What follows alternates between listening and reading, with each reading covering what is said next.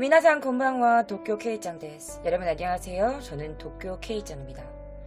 자, 오늘은 금요일입니다. 매주 금요일 밤 12시 아프리카 TV에서 기묘한 이야기로 여러분들을 만나고 있습니다. 자, 오늘 제가 가지고 온 이야기는요, 어느 한 소방관에 관련된 이야기입니다. 자, 소방관이라고 하면 굉장히 사람들을 구하고 그다음에 불난 곳을 꺼주고 굉장히 훌륭한 직업이라고 여러분들 생각하고 계시잖아요.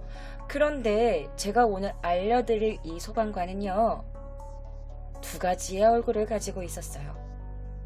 자, 어떤 소방수에 관련된 이야기인지 지금부터 기묘한 이야기 속으로 여러분들을 모시고 갈게요.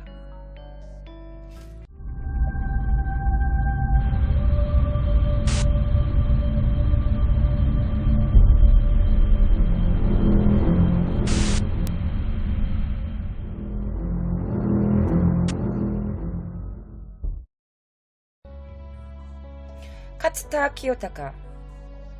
1972년부터 83년, 대략 한 10년에서 11년 정도 흉악하기 짝이 없는 범죄를 반복적으로 저지릅니다. 그리고 그 살인도 점차 스케일이 커져가요. 자, 그가 죽인 인원은요, 22명 정도입니다. 그가 스스로 자신은 22명 정도를 죽인 것 같다라고 자백을 해요. 자, 그러면 우리가 그 남자가 어떤 남자인지에 대해서 알아볼 필요가 있죠. 자, 지금부터 그 남자에 대해서 알려드리도록 하겠습니다. 자, 그는 1948년 8월 29일생입니다. 카츠타 키요타카는요, 교토의 사가라군 키츠소의 한 농가에서 태어나요. 그리고 그에게는요, 1살 차이 나는 누나가 있었습니다. 그의 집이 농가라고 가난했냐고요? 그렇지 않아요. 그의 집은요, 비교적 부유한 편이었습니다. 자, 그가 고등학교 때의 사진이에요. 제가 이게 조금 그 단체 사진이랑 그의 사진을 같이 겹쳐서 좀 가지고 와봤습니다. 자, 그의 고등학교 때의 사진이에요. 그는 1964년 4월 교토의 부립 키즈 고등학교의 농업과에 입학합니다. 그는 사실 보통학과에 지망을 했어요. 그런데 거기 학교 담당자가 약간 조금 힘들겠다라고 말을 해서 그는 어쩔 수 없이 농업과에 들어가게 되죠. 자, 농업과를 전공을 하면서 그는 이제 서클을 드는데 관악부에 소속되어 있어요. 여러분, 관악부면은 약간 좀 악기도 다뤄야 되고 레슨도 받아야 되고, 그러니까 어떻게 보면 돈이 조금 드는 서클이잖아요. 자, 그래서 그런지 그 서클 안에 있는 친구들이, 부유한 친구들이 굉장히 많았대. 그래서 어쩔 수 없이 카츠라는 용돈이 많은 그런 부원 친구들이랑 같이 어울리기 위해서 학교 식당에서 식권을 훔쳐요. 그러면서 어떻게 하냐? 야, 오늘 내가 쏠게! 라면서 매점이나 식당에 가서 친구들한테 보란듯이 이렇게 쏘는 행위를 하기 시작해. 그러니까 얘가 어린 나이에 약간 이런 허세라든지 돈을 쓰면 사람들이 나한테 이렇게 들러붙는구나, 이런 맛을 빨리 알게 된 거야. 자, 그는 식권으로는 부족했는지 몰래 매점에서 도둑질까지 하기 시작합니다. 그리고 그는 점점 더 허세 중독에 빠져들어요. 그는 학교 식당의 식권 훔치기를 이제 만족하지 못했는지 차량을 절도하기 시작해. 그리고 훔친 차나 훔친 물건들을 작물로 판매하기도 하는 거야, 이 어린애가. 그런데 그의 범행이 점점 스케일이 더 커져가요. 아니, 고등학생이 세상에. 자, 그러던 그는 1965년 11월 18일 오토바이를 타고 주행하면서 무슨 짓을 하냐? 지나가는 여자의 머리를, 그 대나무 몽둥이 있죠, 큰 막대기 같은 대나무, 그걸로 여자의 머리를 때리는 거야. 구타하고 핸드백을 훔쳐가지고 금품을 빼앗아서 다시 오토바이로 도망가는 거야. 그러니까 우리가 속된 말로 하는 이런 날치기를 시작한 거야. 자, 그러다가 결국 그는 키즈 경찰서에 체포가 됩니다. 자, 카츠타 키요타카의 약간 그 방안을 막 조사해봤어. 근데 뭐가 나왔는지 알아? 방 천장에서 수십 개의 여자 핸드백이 나왔어. 이거 지금 그동안 날치기 한 거. 그리고 자신의 고등학교에서 훔친 스피커. 그리고 구내식 식당의 식권들이 우르르르 나오게 된 거야.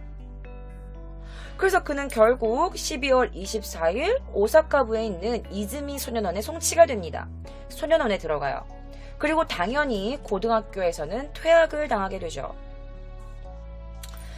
자, 그리고 1966년 7월 7일 그는 임시로 소년원을 나오게 돼요. 자, 그 임시로 나왔다는 건 뭐냐면 집행유예 같은 게 소년원에도 약간 있나 봐. 그래서 얘가 일단 너를 내보내주는데 네가 어떤 문제를 일으키면 다시 소년원에 너는 다시 돌아오게 될 수밖에 없다라고 해서 관리하는 사람도 생기고 약간 이런 것 같아. 그래서 얘가 임시 소년원을 나오는 거야. 그래서 그의 아버지가 이제 아들이 이제 고등학교도 퇴학당하고 그다음에 뭐 이제 소년원에 갔다 왔으니까 부잣집 아버지니까 그래서 아들한테 자기 이제 자기가 일하고 있는 나라시에 있는 그 나라라는 시에 있는 자동차 부품 공장에 취직을 시켜요. 그러면서 아들에게 야, 너 면허 따. 왜냐면 자동차 부품 공장이니까 차에 대해 좀 알아야 되잖아. 근데 일단 또 운전도 좀 할 줄 알면 좋고 이러니까 아들한테 면허학원을 다니라고 면허를 취득시키게 합니다. 자, 그리고 나서 면허증을 취득한 이 아들에게 아버지가 뭐를 해주냐? 바로 파밀리아라는 아주 좀 고급 차를 사줘요. 부자 아빠니까. 자, 그리고 그는 소년원에 들어갔다 왔잖아. 그럼 얘가 반성을 해야 되잖아. 아빠가 취업도 시켜주고 차도 사주고 약간 이렇게 아들한테 자신한테 이렇게 헌신적이면 아들도 약간 조금 뭔가 변함이 있어야 되는데 얘가 정신을 차렸나 싶었더니 아버지 공장에 다른 사람들의 로커 있죠. 사물함. 아버지 공장에 다른 사람 일하는 사람들의 로커를 털기 시작해. 그러니까 아빠가 걱정된 거지. 아, 얘가 이러다가 소년원에 그 직원한테 눈에 띄기라도 하는 날에는 우리 아들 또 다시 소년원에 보내야 되는데 어떡하지 하다가 이제 공장에 자꾸 물건이 없어진다. 아, 사장님 아들 같다 이런 소문이 퍼지니까 이제 아버지가 아들을 이제 공장에 나오지 못하게 해. 그러고 나서 이제 자신의 아들을 자기가 알고 있는 지인의 여러 이제 일자리를 이렇게 소개시켜줘. 회사에 넣어줘. 그런데 이 아들은 이 카츠타는 한 곳에 오래 머물지를 못해. 자, 그러다가 1967년 이웃 마을에 사는 한 살 연하의 여성을 자신의 친구의 소개로 만나게 됩니다. 그들은 만나자마자 불꽃이 튀겼고 연애를 하기 시작하죠. 자, 그러는 그는 그녀와 결혼까지 생각해요. 그런데 여자의 집에서 반대를 하기 시작합니다. 왜? 그가 소년원 출신이기 때문이야. 근데 솔직히 조금 그렇잖아. 아니, 고등학교도 안 나오고 볼 거라고는 진 아빠 부자인 거밖에 없는 남자한테 자기 딸을 누가 주고 싶겠어. 그렇잖아. 막 절도죄에다가 막 폭행죄에다가 이런 남자니까 여자집이 당연히 반대를 하지. 그런데 웃긴 게 뭔지 알아? 이 카츠다의 아버지, 카츠다의 집안에서도 반대를 해. 뭐라고 반대하냐? 아들, 걔랑 결혼하지 마. 야, 집 레벨이 안 맞잖니? 라고 해. 그러니까 자신의 집의 격이 좀 다르다라는 이유로 그 여자를 또 반대해요. 이 남자 집에서도. 그래서 이 양가 부모님이 다 결혼을 반대하니까 결국에는 얘네들이 어떻게 했냐? 1968년 9월 20살이 된 카츠다는요, 그녀와 함께 오사카로 도망가요.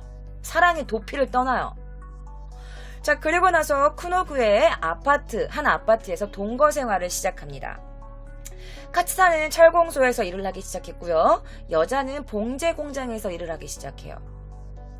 자, 그러면서 1970년 2월, 자, 나라시에 있는 한 운송회사로 그 다음에 전직을 해요. 직업을 좀 바꿔요. 어떤 직업이었냐? 장거리 트럭 운전사로 나고야 등 이런 일본 각지를 돌아다니면서 약간 그런 트럭 운전사로 이제 그렇게 일을 하기 시작해. 자, 이렇게 둘이 같이 동거하고 열심히 일도 하기 시작하니까 3월 23일 결국에 양가 부모님이 허락을 해요. 그래서 그와 그의 연인이 결혼식을 올리게 됩니다. 그리고 나라시에 제대로 된 보금자리를 마련하게 되죠. 그리고 1년 뒤인 1971년 7월 그에게 첫 아들이 태어나게 됩니다. 자, 1972년 1월 달에 그 나라시에 있는 카모초라는 한 은행에서 19살의 여자 은행원이 폭행을 당한 뒤 살해되는 사건이 발생해. 그러니까 이 경찰이 나라시에서 지금 살고 있는 소년원을 나왔던 이 카츠다를 의심하게 됩니다. 그래서 아무 증거도 없이 이 카츠다가 근무하는 운송회사로 가. 그리고 운송회사에 있는 그 직원들에게 카츠다에 대해서 이것저것 꼬치꼬치 묻고 다녀. 아, 혹시 몇 월 며칠 카츠다 씨 혹시 같이 있었나요? 카츠다 씨 회사 생활은 어때요? 약간 거칠거나 공격적인 면은 없나요? 이러면서 카츠다에 대해서 막 물어봐. 그럼 사람들이 물어보겠지. 근데 이런 거 왜 물어보시는 건데요? 나라시 한 카모초 은행 여직원이 폭행을 당해서 살해당한 사건이 있었습니다. 일단 주요 용의자로서 좀 조사 중에 있습니다.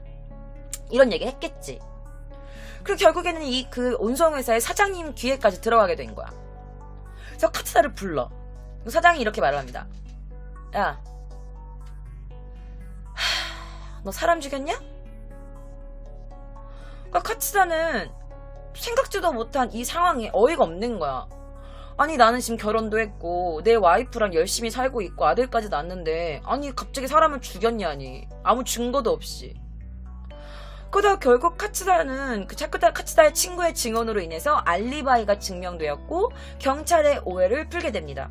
그런데 이미 그의 회사에서는 그가 소년원 출신이라는 점, 그리고 경찰들이 그를 의심할 만한 뭔가 이유가 있겠지라면서 그를 항상 의심스러운 눈으로 바라보고 있는 점.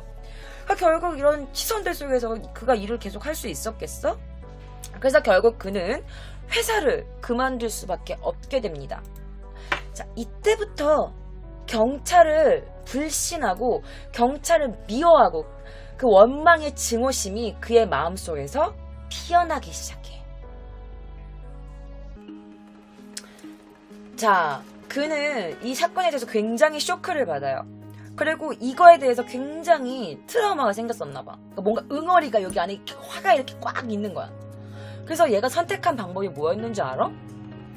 과소비를 하게 되는 거야. 사실 이 카츠다는요, 원래부터 남의 눈에 좀 띄기 좋아하고 약간 좀 허세 있는 거 좋아하고 약간 좀 화려한 거 좋아하는 약간 그런 성향이 있던 남자였잖아, 어릴 때부터. 그래서 그가 어떻게 하고 다녔냐, 술집을 이제 전전하기 시작해. 스나크 이런 데 있지. 여자들이 옆에 앉아갖고 막 술도 따라주고 노래도 부르는 이런 스나크에 가가지고 카바쿠라나 이런 데 가서 비싼 술을 먹기 시작하는 거야. 뭐 레미마틴, 헤네시 이런 비싼 양주들을 마시고 다녀. 그래서 양주 한 마셨겠니? 어머 오빠, 그 비싼데 괜찮아요? 막 이렇게 하면 또 너 좀 귀여운데? 오빠가 팁 좀 줄까봐? 그러면서 여기 호스텔에서 팁도 막 뿌리고 다니기 시작해. 뿐만 아니야, 얘가 어떤 차를 했냐면 머큐리나 트랜스잼 같은 최고급 차량을 뽑아요. 나는 차를 잘 몰라. 그래서 차를 잘 모르시는 분들도 계실 것 같아가지고 제가 이 차를 가져왔어요. 이게 트랜스잼이고 이게 머큐리라는 차래요. 그러니까 이런 딱 봐도 되게 고급스러운 차량을 구입해. 그런데 얘가 직업도 별로 없는 이런 남자가 이렇게 비싼 차를 어떻게 사겠어. 자, 뿐만 아니야, 자신의 집 뒤뜰에 200만엔 이상 하는 아마추어 무선용 안테나 철탑을 설치해. 200만엔이야 여러분. 그 당시에 70년대 200만엔 2천만 원이야. 그러니까 말도 안 되는 돈이야 여러분들. 지금도 2천만 원이 비싼데 70년대는 오죽했겠어? 그냥 막 무선용 안테나 철탑을 막 설치하고, 그리고 비싼 골프 회원권을 막 구입해. 골프 회원권 지금도 비싸잖아. 그래서 이제 막 방탕한 생활을 막 하기 시작하는 거야. 그러다 결국에는 술값 외상이 늘어나기 시작하고, 그리고 매달 10만 6천엔 정도의 자동차 대출금을 매달 갚아야 돼. 매달 10만 6천엔이면 한 170만 원 정도 되는 돈이야. 지금은 160만 원 정도 되는 돈. 10만 6천엔. 나 106만 원? 10만 6천엔. 6천엔이면은 6만 원이고 10만 원이면 100만 원이거든. 그러면 이제 106만 원? 뭐 이 정도. 10만 6천엔 106만 원 정도 되는 자동차 대출금 등 이렇게 매달 갚아야 되는데, 야, 달에 10만 엔은 어떻게 내냐? 10만 6천엔을. 세상에. 그 부채가 점점 늘기 시작한 거야. 감당하기 힘들지 얘가. 자, 아빠가 보다 못해서 자신의 아들한테 1972년 3월 23일 아버지가 자신의 아들, 그러니까 아들 예카치다가 23살 때 소방 공무원 채용 시험을 보게 해요. 그리고 그는 합격을 합니다. 자, 그가 일했던 실제 소방서를 제가 보여드릴게요. 이게 실제로 그가 일했었던 소방서입니다. 그리고 이거는 그가 일할 때의 그의 모습이에요. 당시에 소방관을 했을 때 이렇게 모습인 것 같아. 자, 그러다가 4월 1일 사가라 중부 소방조합에 정식 채용됩니다. 그러니까 쉽게 말하면 소방관이 된 거야. 근데 이때 뭐 낙하산이다, 아빠 백으로 들어왔다, 뭐 이게 소문이 막 나긴 났었대. 어찌됐건 그는 소방관이 됐어. 그 소방관이 되고 나서 그가 소년원에 있었다는 것이 바로 발각돼요. 그런데 얘가 소년원에 갔다 왔다고 해서 그걸로 인해서 징계 면직이 되는 건 아니었다고 해요. 어쨌든 그가 소방관이 된 다음에 굉장히 성실하게 일해. 그리고 이제 직원들이나 상사에게 당연히 좋은 평가를 받았어. 그럼에도 불구하고 그는 애인까지 생겨 이제. 애도 있는 애아빠가 이제 바람까지 나. 그러니까 애인이 생겼으니까 어떡해. 돈을 써야 되잖아. 그럼 어떡해. 더 이제 빚이 더 많아지는 거야. 그러니까 이래저래 빚만 늘어났죠. 근데 그는 어떻겠어. 빚을 갚아야 될 거 아니야. 그가 빚을 갚기 위해서 뭘 시작해? 소방관이 됐음에도 불구하고 장거리 수송 아르바이트를 시작해요. 근데 얘가 이 수송 아르바이트만 했을까? 야, 달에 10만 6천엔 그 대출금만 내도 그거야. 그럼 야증 내야 되지, 관리비 내야 되지, 뭐 생활비 해야 되지, 애기 뭐 분유값 들어가지, 애인도 생겼지, 술도 먹어야 되지, 뭐도 해야 되지. 그게 감당이 안 되잖아. 이거 아르바이트 한다고 뭐 이렇게 갚게 되겠어? 그래서 얘가 어떻게 하는 줄 알아? 빈집털이를 시작합니다. 빈집털이.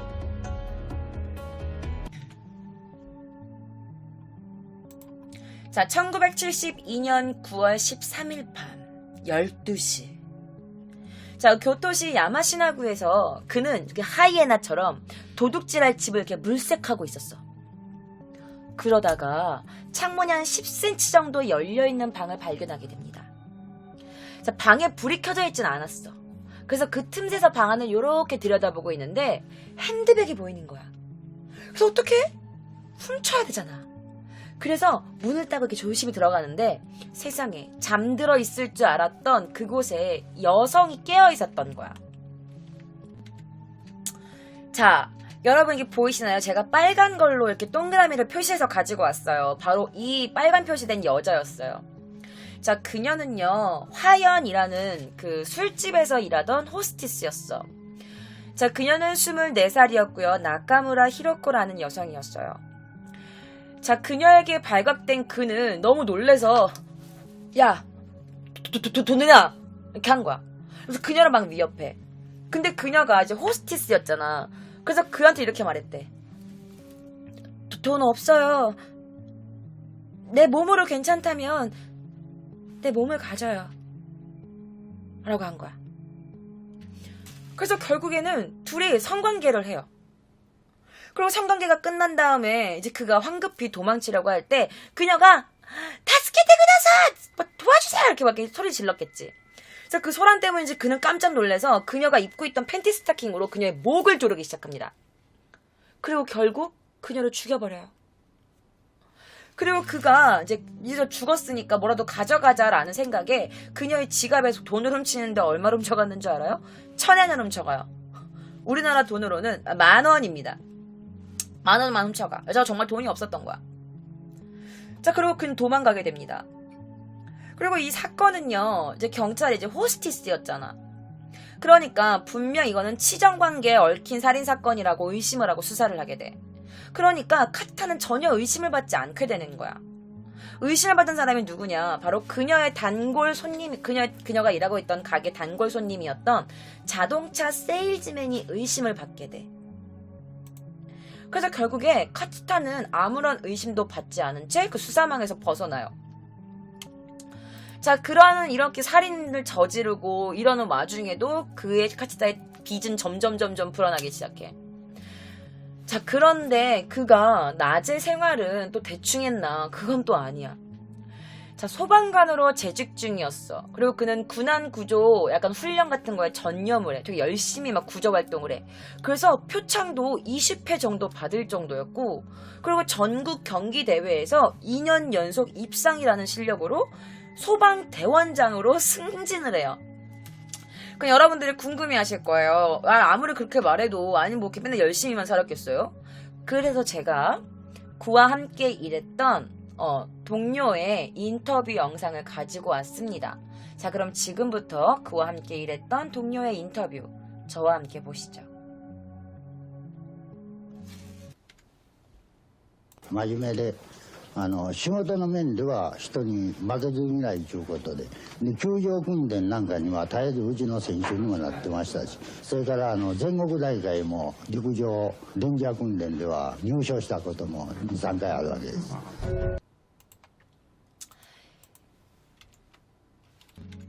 자, 이게 무슨 말이냐면요, 여러분. 굉장히 성실했어요. 일적인 면에 있어서는 굉장히 지기 싫어하는 성격이었습니다. 그리고 구조훈련에서는 저희 선수 대표이기도 했어요. 전국대회의 레자 훈련에서는요, 2~3번 정도 우승한 적도 있습니다. 라고 말해요. 근데 여기서 레인자가 뭐냐면, 약간 레인저 있죠. 약간 뭐 유격대, 약간 이런 구조훈련, 약간 이런 것, 약간 훈련 이런 건 것 같아요. 거기서 2~3번 정도 선수로 나가가지고 우승한 적도 있대. 자, 이게 뭐냐면, 이제 이 남자가 구조훈련 받은 거야. 그리고 이제 뭐 그가 이제 표창 받은 거, 20회 넘는 표창을 받은 것들이 이렇게 나와 있는 겁니다. 그리고 그가 일했을 때의 이 복장인 것 같죠? 자, 그러다가 1974년 소방의 대원장이 된 것을 계기로 아버지한테 스리슬쩍 손을 내밀기 시작합니다. 아버지, 죄송한데요. 사실 제가 도박에 좀 손을 댔어요. 그래서 빚이 좀 생겼는데요. 200만 원만 좀 빌려주세요. 라고 해. 도박에서 져가지고 200만 원의 빚이 생겼어라 하면서 200만 원, 2천만 원 정도 되는 거야. 요즘 돈으로는 70년대에 200만 원이면 진짜 이 남자 집 얼마나 부자인지 모르겠어. 그래서 결국에 아빠가 아들이 이렇게 빚졌다니까 어떡해. 또 이제 대원장으로 막 소방 대원장으로 승진도 했으니까 그래 정신 이제 절대 손대지 마 도박에 하면서 200만 원을 줘요. 그래서 이걸로 얘가 빚을 청산해. 그리고 전국 경기대회 출전 시절에 그때는 얘가 이제 살인도 하지도 않고 도둑질도 안 하고 있었어. 잠깐 동안만. 그래서 왜 그랬냐고 물어보니 얘가 뭐랬냐면, 그때는 제가 소방관으로서 좀 책임도 있었고 제가 또 지위도 생겼고요. 그리고 제가 바람피는 거 아내가 알게 돼서 아내가 자살 시도를 했거든요. 그러니까 그때는 제 애인한테나 뭐 자동차나 뭐 이런 거에서 돈을 쓸 경황이 아니었어요. 라고 자백했대요. 그러니까 결국에 얘가 이제 바람핀 게 걸려가지고 아내가 자살 시도한 거야. 근데 그 상황에서 승진도 했고 이제 사람이 얘가 또 이제 뭐 사회의 눈이라는 것도 있고 이러니까 얘가 이제 뭐 살인도 안 하고 도둑질도 안 한 거지. 그런데 어떡해? 이 태생이 놀기 좋아하고 여자 좋아하고 돈 쓰기 좋아하는 걸 어떡해?